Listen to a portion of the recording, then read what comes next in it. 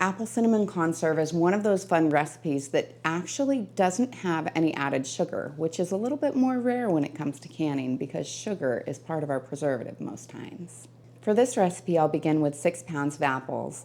I need to core them, peel them, and slice them. So I use my apple corer slicer peeler. It's just really fast.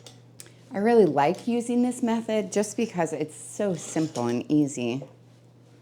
You could just use a paring knife if you wanted. I'll give these scraps to my chickens, but if you don't have chickens, you can use them in your compost, or you could even make apple cider vinegar out of them. Now I'll go back through and I'll remove any skin or seeds or bad spots from the outside of my apples. I'll have a few more bad spots because mine come directly from the orchard. And then I just slice through my rings here, just so that they kind of separate. It's not necessary, but it does help it soften a little bit faster.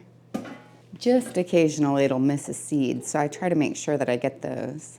I'll then add 1/4 of a cup of water and place it on the stove to get those apples nice and soft. So I'll just put them at a simmer and continue to stir them until they're soft enough that I can press through them with my spoon.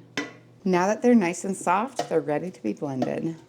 I'll then place my softened apples into my blender and I'll puree them. I want to get about 4 cups worth of apple puree. So I put in about 4.5 cups of apples and we'll see how that goes. I have some more that I can add if that's not enough.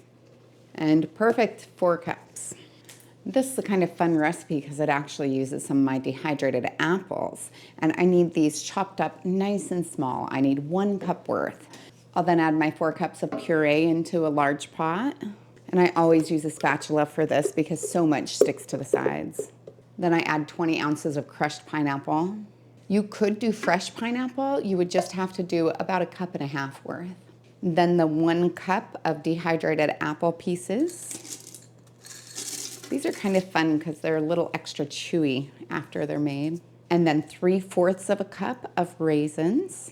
2 tablespoons of lemon juice, 3/4 of a teaspoon of cinnamon, and 1/2 teaspoon of butter. I'll then place this on the stove and simmer until it's nice and thick. Now I'll fill up my 1/2 pint jars until they're at 1/4 inch of headspace, which is the space from the top of the food to the top of the jar.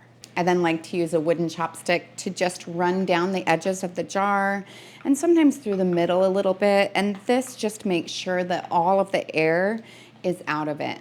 Now that I'm done debubbling, that's when I go through and I do the fine tuning of the headspace. I'll then use a clean damp cloth to wipe off the edges of the jars, and this just makes it so that if there's any food that got on the edge, it won't interfere with the seal. I'll then place my lids and rings on until they're fingertip tight. Now I'll place these in the boiling water bath and process them for 10 minutes if it's sea level. I'm at 1,200 feet, so I'll go for 15, but I won't start my timer until after it becomes a rolling boil.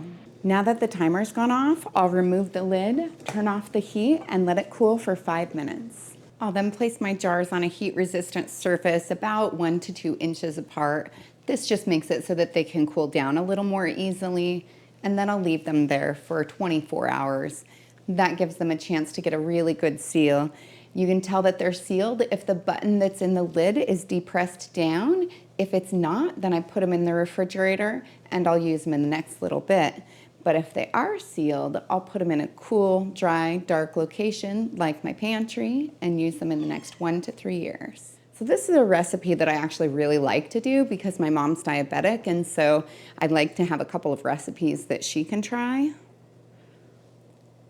You get almost an applesauce kind of feel at the beginning, but then you hit the bits of pineapple and the chewier chunks of the dehydrated apple, and then the raisins, and so it's just kind of fun. Trying to think what I can compare it to. That's the closest thing. It's like a sweet, fun applesauce. I don't know if that's the best way to phrase it, but it's good. I like it. I'd eat it just plain.